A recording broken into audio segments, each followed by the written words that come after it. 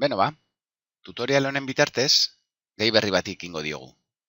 Berreketak eta erroak. Berreketekin hasiko gara. Zenbaki bat, bere buruarekin hainbat aldiz biderkatzean, berreketa moduan adierazi dezakegu era laburragoan. Alegia, demagun, -2 zenbakia 3 aldiz bere buruarekin biderkatzen ari dugula. -2, bider -2, bider -2. Hau, berreketa moduan, era laburragoan adierazi dezakegu. -2 ber zenbat aldiz? 3 aldiz. Bai? -2 ber 3 alegia. Eta berreketa honen emaitza edukitzeko egin behar dugu biderketa hauxe. -2 bider -2, da, 2 bider 2 lau, eta -2 bider minus plus denez, plus lau. Ondo da, lau bider geratzen zaigun beste -2 hau, lau bider 2 zortzi, eta plus bider minus, beraz, minus zortzi. Beraz, badakigu -2 ber 3 dala minus zortzi. Bai? Gai honi, beheko zenbakiari deitzen diogu berrekizuna. Goikoari deitzen diogu berretzailea. Eta berreketaren emaitzari deitzen diogu berredura. Ondo. Goazen kontutan izatera gauzatxo batzuk.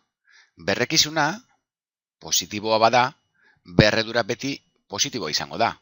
Alegia, berrekizuna hauxe ez, bekoa positiboa bada, beti izango da emaitza positiboa. 2 ber 3, zenbaki positiboen arteko biderketa beti positiboa izango da. 2 bider 2 bider 2, zortzi. Baina, zer gertatzen da berrekizuna negatiboa denean. Bale, bi egoera ikusiko ditugu.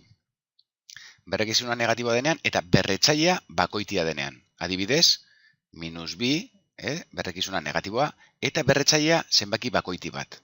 Bai, kasu honetan, aurreko adibidean ikusi dugun bezala, minus bider minus plus, eta plus bider minus denez, beti berreketa izango da negatiboa. Orduan, berrekizuna negatiboa denean, eta berretzailea bakoitia, emaitza beti negatiboa izango da.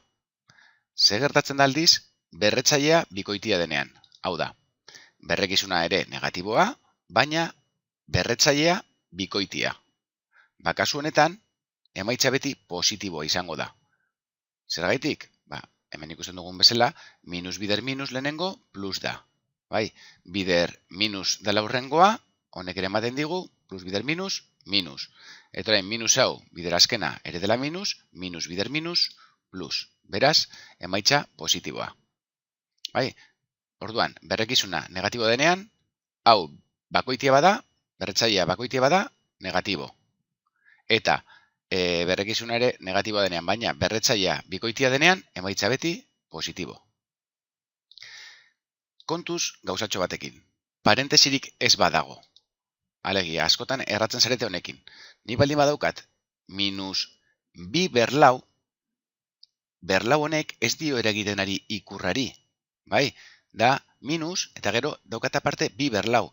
Ez da lehengo adibidean moduan. Bai, orduan, kasu honetan, minus ikurrari eragiten ari ez dionez, minus ikurra hor geratzen da, eta daukaguna da, gero 2 berlau. Alegia, 2 bider 2 bider 2 bider 2, lau aldiz. Eta honek orduan, emango digu beti, minus ikurra hor geratzen da, eta barruko hau, 2 bider 2 bider 2 bider 2, amasei denez, minus amasei. Kontuz, parentesik ez badago, beti negatiboa izango da, bai? Berdin da berretzailea bakoiti edo bikoiti den. Bai, ze ez dio eragiten ikurrari. Lehengo adibidean, ezberdina zen, bai? -2 guztia, bai, parentesi artean dagoenez, berlau geneukan, bai? Orduan, berretzaileak eragiten ari dio -2ari. Bai, horregatik, minus bider minus plus, plus bider minus, minus bider minus orduan, plus. Bai, kontuz honekin, batzutan erratzen zarete honekin. Goazen, adibide etxo batzuk ikustera lantzeko, bale? Demagun daukagula, -7 ber 2. Bai, kasu honetan, eragiten ari dio ikurrari eta danari, orduan, -7 ber 2 da, -7 bider -7. Bai, Orduan, zazpi bider zazpi, 59 da. Eta minus bider minus, plus da, beraz emaitza, plus 59. Bale, beste adibidetxo bat. Demagun daukagula, minus, eta gero parentesi artean, minus zazpi, berbi. Bai, kasu honetan, minus ikurra, hortxe dago. Berretzaileak lehenengo ikurroni ez dio eragiten ari. Minus ikurra hortxe jartzen dugu. Eta orain, egin behar duguna da, minus zazpi, berbi, alegia, minus zazpi, bider minus zazpi. Honek ze esan nahi du. Kasu honetan, zazpi bider zazpi ere, 59 da, bai.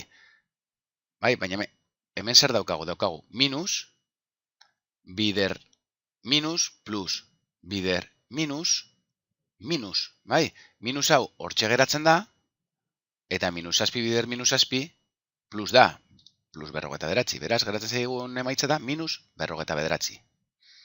Eta azkenengo adibide bat. Demagun daukagula, minus lau ber iru. Bai? Kasu honetan, gure lehen ikusi ditugun arauak ikusita, badakigu berrekizuna negatiboa denean, kasu honetan negatiboa da, eta berretzailea bakoitia denean, emaitza ez izango da. Negatiboa, bai? Zeren eukiko dugu, minus lau, bider minus lau, bider minus lau, dala, lau bider lau amasei, amasei bider lau, irurogeta lau, eta emaitza negatiboa, ze minus bider minus, plus. Plus bider minus, minus, bai? Emaitza negatiboa. Beraz da, lau bider lau amasei, amasei bider lau, irurogeta lau, eta negatiboa. Bai? Minus irurogeta lau beraz. Bueno, hauze da guztia, eta klasean praktikan jarriko dugu.